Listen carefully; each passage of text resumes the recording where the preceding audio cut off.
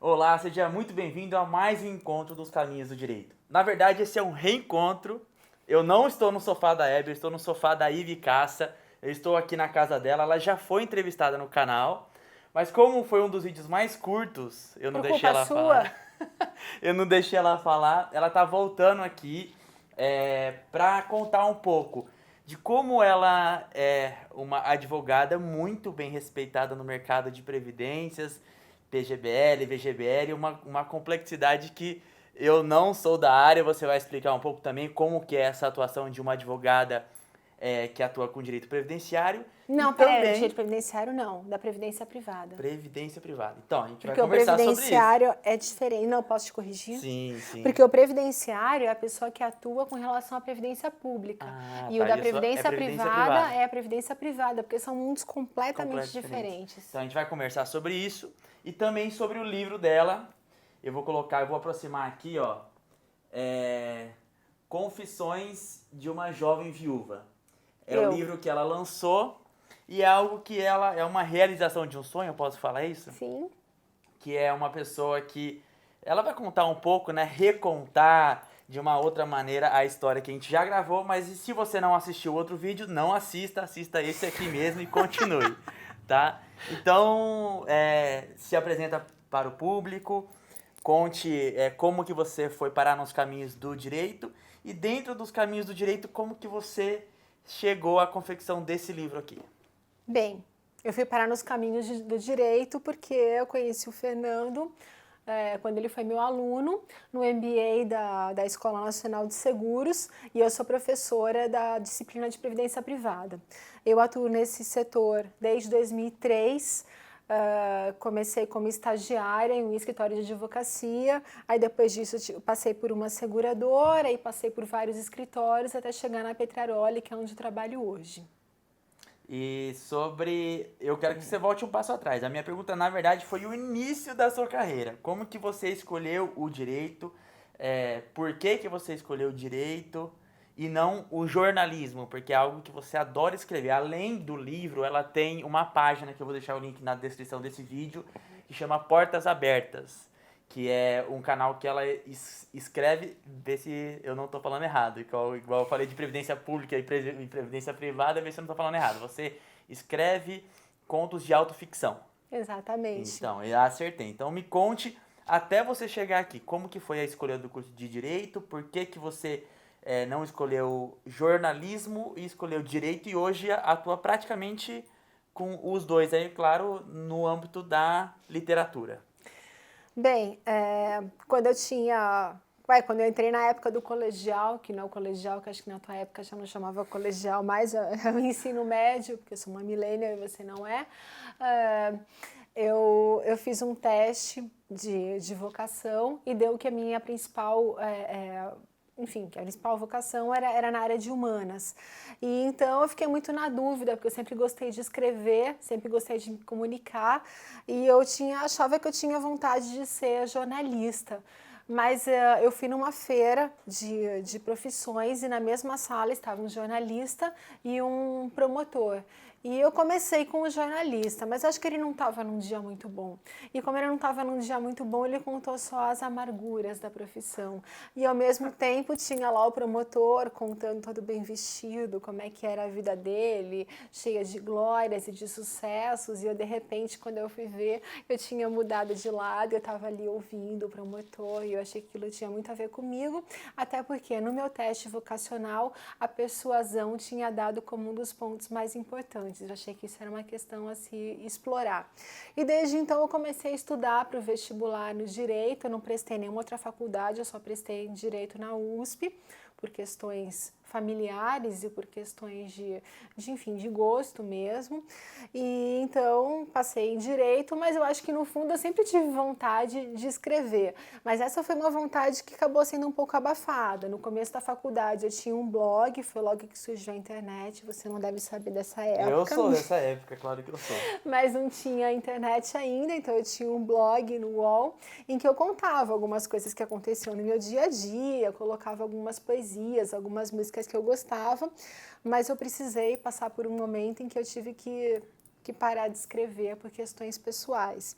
E depois disso se passaram, sei lá, deve ter se passado mais de uma década até que eu encontrei um motivo para voltar. Eu acho que eu precisei consolidar uma carreira na área jurídica até que eu pudesse retornar ao que eu gostava mesmo, que era escrever na área de literatura. É porque há muito julgamento, né? Se você, conforme você não está estabelecido no mercado e você publica algumas coisas, o pessoal começa a te julgar e isso pode até atrapalhar o seu crescimento. Hoje que você já está estabelecida na carreira, você já tem um nome, você já fez o mestrado na USP, você é presidente de um dos grupos da IDA, que é a Associação Internacional, né, de Seguros aí.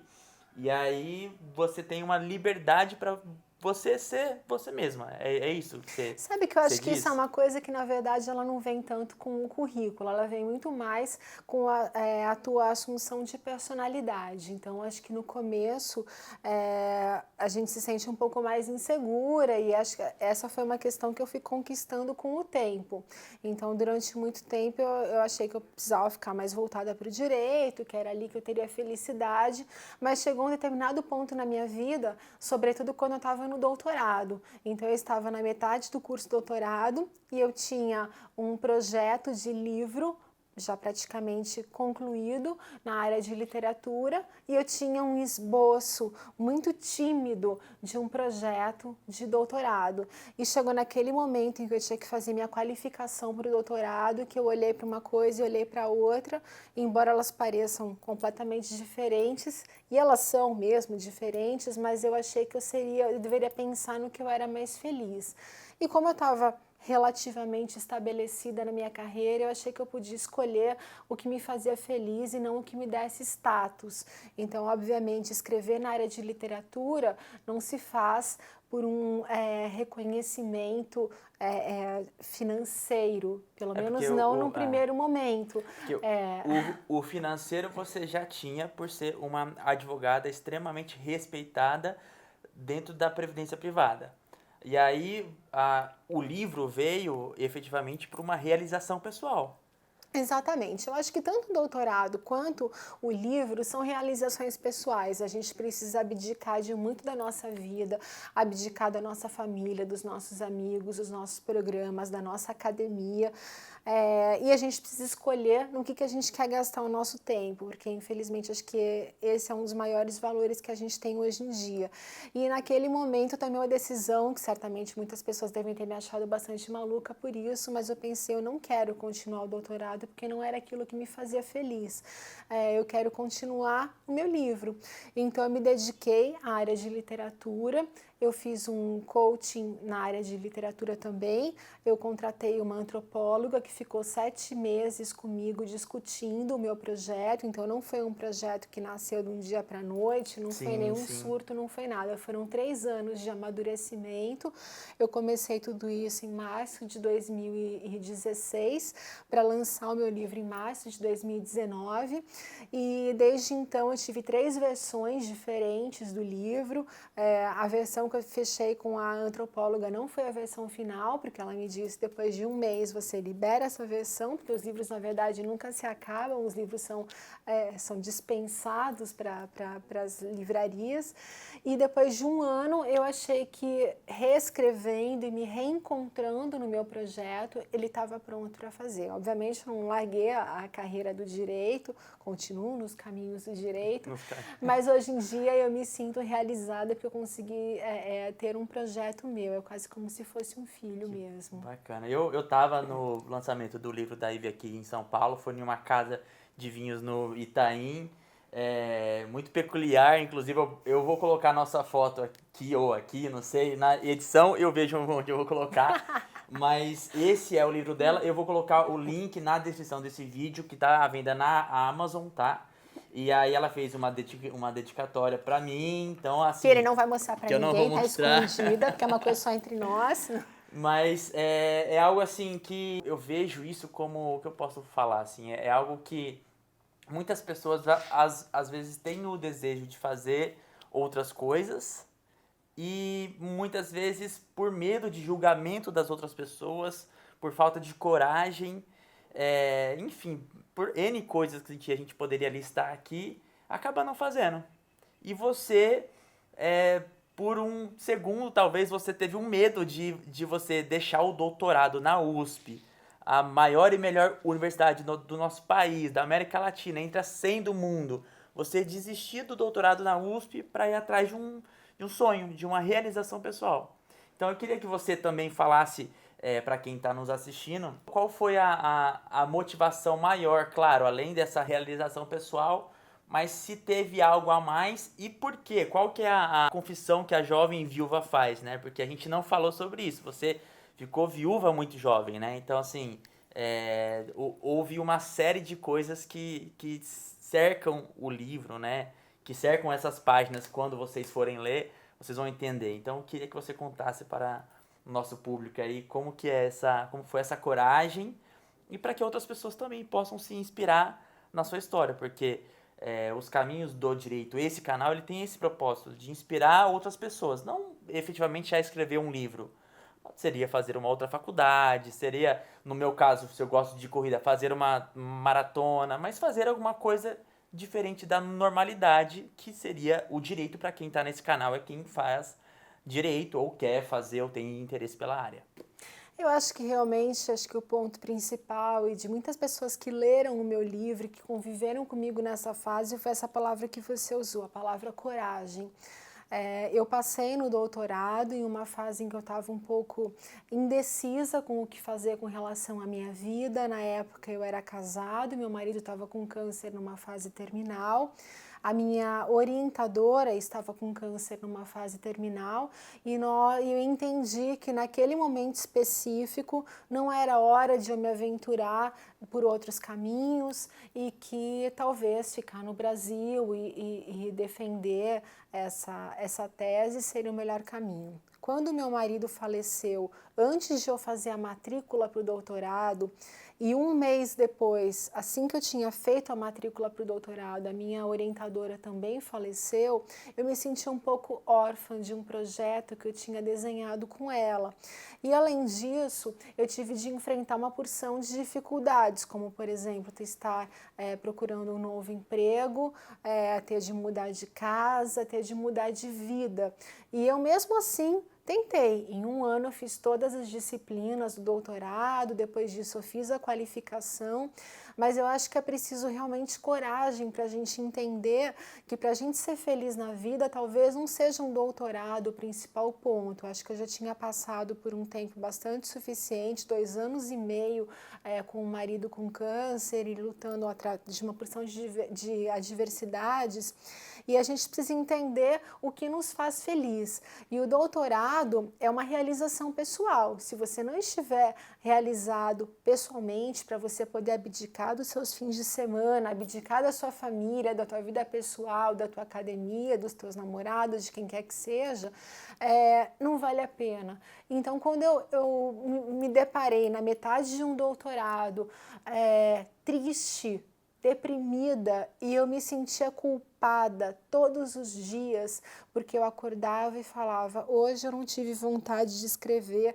alguma coisa relacionada com o meu doutorado, que não era uma questão simples, que não tinha uma bibliografia brasileira, que eu tinha de ler pelo menos em inglês, ou em espanhol, ou em francês, e aquilo me custava bastante, e por outro lado eu tinha uma vontade muito grande de escrever.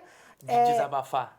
Não era só uma questão de desabafar, eu acho que tinha um pouco de desabafo, mas tinha uma questão de entender a mim mesma e de embarcar em um mundo de literatura que é um mundo de ficção e que é um mundo em que a gente pode se soltar um pouco. E eu acho que para quem passou tantos anos presa a um momento de tristeza, de não poder embarcar em nada, de não poder se libertar, de não poder ser feliz, eu não tinha de me impor uma obrigação como se eu estivesse devendo alguma coisa a um pai, a uma mãe, a uma professora que já nem estava mais lá, e ter de fazer um doutorado simplesmente porque é um protocolo da sociedade que para você ser alguém ou para você ser feliz, você precisa fazer um doutorado. Então foi uma decisão muito ponderada, doutorada, eu devo ter passado pelo menos um ano refletindo sobre ela e nesse meio tempo amadurecendo a ideia de querer escrever um livro e ter de entregar um projeto de qualificação e não querer conciliar talvez as duas coisas, porque as duas coisas não me faziam feliz. Uma delas me fazia. Então eu acho que quando a gente quer fazer alguma coisa e fazer pela gente mesmo, talvez não seja o título, talvez não seja o diploma que vai nos fazer feliz. A gente tem que entender qual que é o nosso momento. Eu super admiro quem tem um título de doutorado, porque eu sei o tanto que essa pessoa teve de abrir mão da sua família, dos seus filhos, do seu marido, da sua casa para poder estar lá. Mas eu acho que eu já tinha aberto mão de uma porção de coisas e não estava no momento que eu precisava abrir mão de mais uma. Mas a gente misturou tudo, foi E a gente até sempre faz isso. um clima um pouco, como que eu posso falar, né? De tanta história, tanta experiência, tanto de decisões, de coragem, momentos que foram difíceis na sua vida, né? Mas para quem não sabe, a Ivy até falou no começo que ela fez a graduação na USP, fez o mestrado na USP também.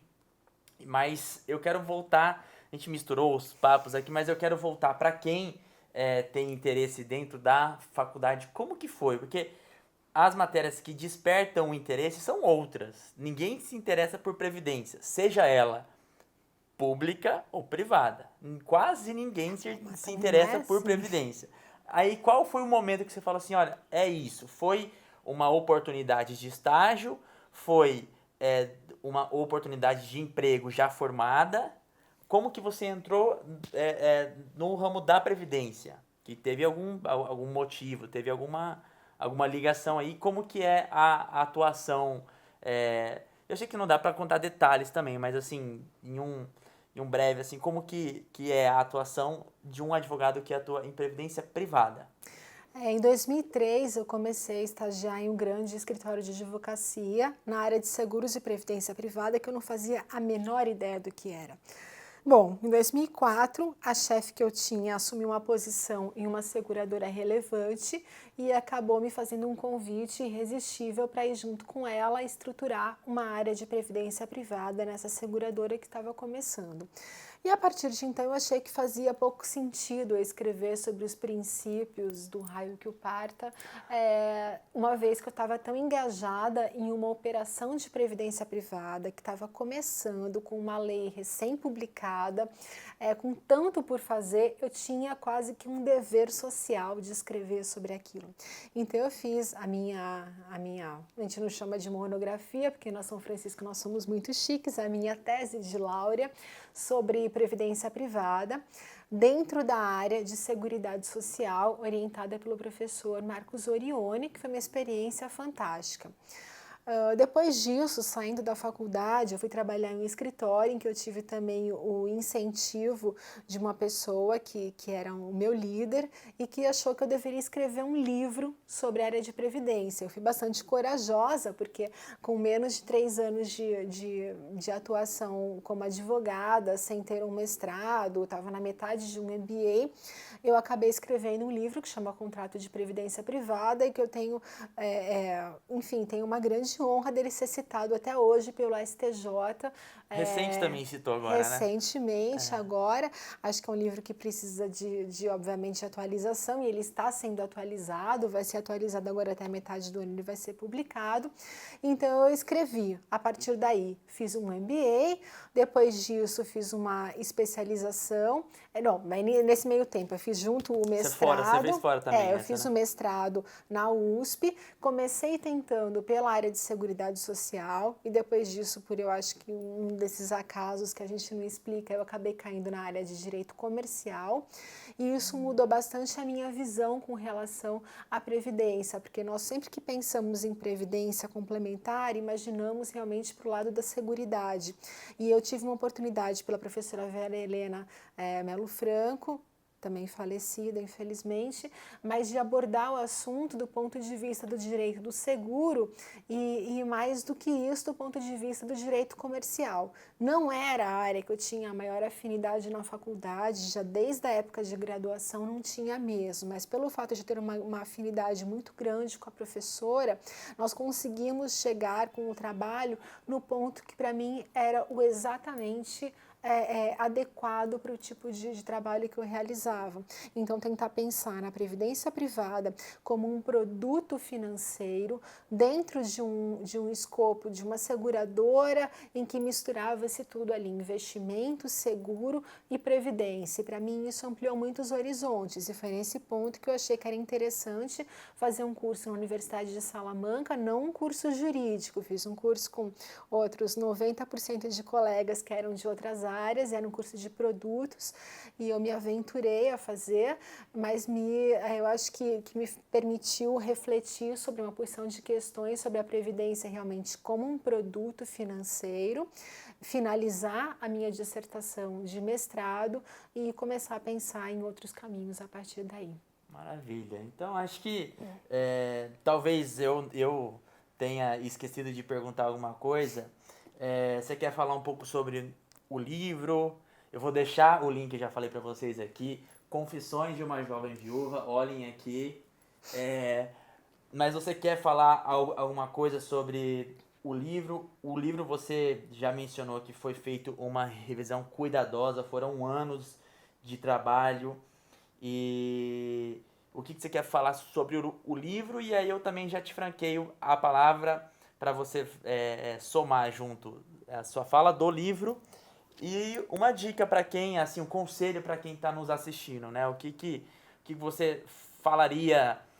Eu brinco com algumas pessoas que eu entrevisto de que imagina que a Ive de hoje está assistindo esse vídeo, mas com 17, 18 anos ou 20 anos, no meio da faculdade ou entrando nela ali, o que você gostaria de ouvir da Ivy de hoje? Eu acho que nós temos muita ansiedade quando nós ingressamos no mercado. E eu acho que hoje em dia eu pude ter um pouquinho mais de serenidade. Eu continuo ansiosa, assim, eu sou da geração Rivotril, mas eu continuo ansiosa, mas eu acho que eu pude me permitir fazer aquilo que eu tinha vontade. Então o livro é um produto disso. O livro é bastante amadurecido, ele é uma brincadeira entre o real e a ficção, e eu desafio justamente meu leitor a tentar entender quem é a Ive, advogada, professora, palestrante, e quem é a personagem, que é uma pessoa que tem algum destempero, que obviamente nós todos temos, mas que a gente não sabe exato até onde vai o destempero da personagem e quais são os limites entre o advogado. Eu acho que se eu pudesse deixar uma mensagem para as pessoas, ou para os advogados, o que seja, é que eles fossem mais humanos, porque eu acho que quando a gente bota o nosso terninho preto pela primeira vez, os nossos sapatinhos pontudos, nós temos a impressão de que nós estamos encarnando um outro tipo de personagem, que não é a pessoa que nós somos. Nós também temos sentimentos, nós também choramos, nós também temos TPM, nós menstruamos, nós sofremos por causa dos homens, nós temos nossos problemas familiares, e eu acho que quando a gente se protege dentro dessa redoma chamada direito, a gente esquece um pouco de ser gente. E hoje em dia, com essa automação toda de processos e a gente trabalhando com robôs no lugar de advogados, eu acho que vai ser cada vez mais valorizado quem for gente. Obviamente, eu sofro preconceito, sofro bullying, tenho haters e o que é que seja, mas a gente vai aprendendo a negociar com isso também, porque tem dias em que eu não quero ser advogada, tem dias em que eu quero ficar em casa de camiseta, escrevendo um texto e chorando ou rindo em cima dele, e eu acho que isso não me faz menos advogada ou menos digna daquilo que eu faço. Então, se eu pudesse dizer alguma coisa, não se esconda atrás de uma farda, de um terno, de um terninho de advogada. Seja você mesmo, porque eu acho que a gente precisa resgatar aquilo que nós somos. Nós não somos robôs. Caramba, que mensagem foda, mas Eu agradeço mais uma vez a gente estar aqui na casa da Ive. Não é o sofá da Hebe, como eu Não. mencionei. É o sofá da Ive. Aqui são vários livros e várias lembranças que ela trouxe de vários países. Eu vou deixar aqui o link também do livro que eu já mencionei, mas também do blog dela, da página dela, que ela tem no Facebook, que é do Portas Abertas. Lá ela faz as crônicas, né? A autoficção dela ali e de vários países que ela visita, né? São mais de 30 países que você já visitou e você conta sempre alguma história dessas viagens que você faz. Então, assim, vale a pena conferir. Você que gosta de literatura e de contos de autoficção, enfim, dá uma passada lá no blog, compra o livro, dê o like no vídeo. E você quer dar tchau pro pessoal? Ou você quer pegar a sua taça de vinho? É que a gente tinha combinado, porque o livro fala que tudo fica diferente depois de 2 taças com Ivicaça e o Fernando acabou me enganando. Ele me fez falar e não me fez tomar nenhuma taça. Então, por favor, vamos pelo menos fazer um brinde para a gente poder finalizar esse vídeo. Saúde. Então, um brinde a vocês, dê um like Obrigada. e até mais. Beijo.